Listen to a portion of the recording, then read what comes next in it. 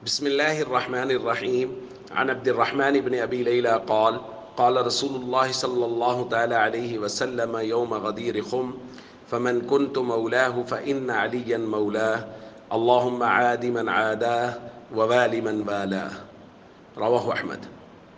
نبی کریم صلی اللہ علیہ وسلم نے غدیر خم کے دن یہ بات ارشاد فرمائی کہ جس کا میں محبوب اور دوست ہوں، بے شک علی بھی اس کے محبوب اور دوست ہیں. پھر حضور نے دعا فرمائی، اے اللہ، جو علی سے دشمنی رکھے آپ بھی اس کو دشمن بنا لیجئے، اور جو علی سے محبت رکھے آپ بھی اس کو اپنا محبوب بنا لیجئے. دوستو، غدیر خم ایک جگہ ہے جہاں ایک تاریخی واقعہ پیش آیا کہ نبی کریم صلی اللہ علیہ وسلم جب حجۃ الوداع سے واپس تشریف لا رہے تھے تو اس جگہ پر آپ صلی اللہ علیہ وسلم نے حضرت علی رضی اللہ تعالیٰ عنہ کی ایک خاص فضیلت بیان فرمائی. اور اس فضیلت بیان کرنے کی جو وجہ ہے وہ ایک پس منظر ہے کہ حضرت علی رضی اللہ تعالیٰ عنہ اور آپ کے ساتھ چند صحابہ کو حضور نے حج سے کچھ پہلے یمن کی طرف روانہ کیا. حضرت علی رضی اللہ تعالیٰ عنہ کو عامل بنایا. وہاں حضرت علی رضی اللہ تعالیٰ عنہ نے کچھ فیصلے فرمائے اور بعض صحابہ کو ان فیصلوں سے اختلاف تھا، تو اختلاف رائے کی وجہ سے دلوں میں کچھ بات پیدا ہو گئی. حضرت علی رضی اللہ تعالیٰ عنہ نے اپنے فیصلے نافذ کیے اور یہ تمام صحابہ کرام حج میں نبی کریم صلی اللہ علیہ وسلم سے عامل ہیں. یہاں حضرت علی رضی اللہ تعالیٰ عنہ نے پوری کارگزاری بیان فرمائی تو نبی کریم صلی اللہ علیہ وسلم نے حضرت علی رضی اللہ تعالیٰ عنہ کی تصویف فرمائی کہ جو فیصلے علی نے کیے ہیں وہ بالکل درست ہیں. تو جو صحابہ حضرت علی کے ساتھ تھے ان کے دل حضرت علی رضی اللہ تعالیٰ عنہ کے بارے میں بالکل صاف ہو گئے.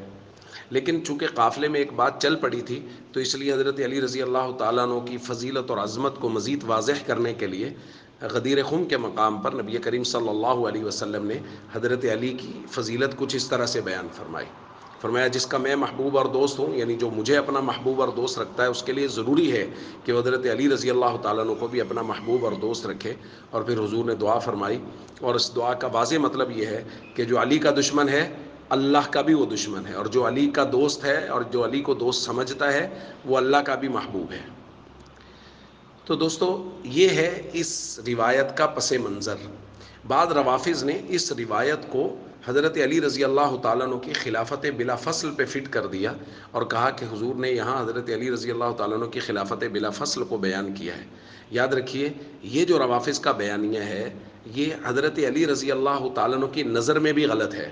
حضرت علی ہی اس بیانیے کو جھٹلا رہے ہیں، چونکہ حضرت علی رضی اللہ تعالیٰ عنہ تو خود حضرت ابو بکر کو خلیفہ بلا فصل مان رہے ہیں، ان کے ہاتھ پہ بیعت کر رہے ہیں، ان کے پیچھے نماز پڑھ رہے ہیں. تو اس سے یہ معلوم ہوا کہ یہ لوگ حضرت علی رضی اللہ تعالیٰ عنہ کا نام لیتے ہیں لیکن حضرت علی رضی اللہ تعالیٰ عنہ کے نقش قدم پر ایک لمحے کے لیے بھی چلنے کے لیے تیار نہیں ہیں. اور دوسری وجہ یہ ہے کہ یہ 18 ذی الحج کو خاص طور پہ ایک عید کا نام لے کے اس کو مناتے ہیں. اس کو کہتے ہیں عید غدیر، یہ اس کا نام رکھا جاتا ہے. تو اس کا مقصد صرف اور صرف یہ ہے کہ یہ لوگ حضرت عثمان غنی رضی اللہ تعالیٰ عنہ کا جو یوم شہادت ہے اس کو یہ لوگ خوشی کے طور پر منانا چاہتے ہیں، تو اس لیے اس کو عید غدیر کا نام دے کے کہ چونکہ یہ حضرت علی رضی اللہ تعالیٰ عنہ کی فضیلت کا دن ہے، ان کی خلافت کا اعلان ہوا تھا، حالانکہ حضرت علی خود جھٹلا رہے ہیں اپنی خلافت بلا فصل کو.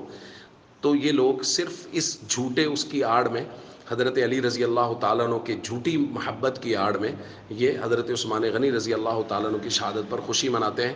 اور ہمارے چند سادہ لوگ مسلمان بھی ان کی باتوں میں آ جاتے ہیں کہ نہیں جی یہ دیکھیں جی یہ تو کچھ اعلان ہوا. تو ان کو، ہمارے مسلمانوں کو یہ پتہ ہی نہیں ہوتا کہ اس کے پیچھے کہانی کیا بنا رہے ہیں وہ لوگ. تو یہ کہانی بنا رہے ہیں روافظ اور مسلمانوں کو، سادہ لوگ مسلمانوں کو ورغلانے کی کوشش کر رہے ہیں. اس لیے ہم سب کو چاہیے اس بات کو پوری طرح سے سمجھیں اور سمجھنے کے بعد دوسرے دوستوں کو سمجھانے کی کوشش کریں کہ یہ روافظ حضرت عثمان غنی کی شہادت کی خوشی منا رہے ہیں، لہذا آپ قطعاً خلیفہ راشد کی یہ شہادت کی جو خوشی منائی جا رہی ہے آپ قطعاً اس کے اندر شامل نہ ہوں. والسلام علیکم ورحمۃ اللہ وبرکاتہ.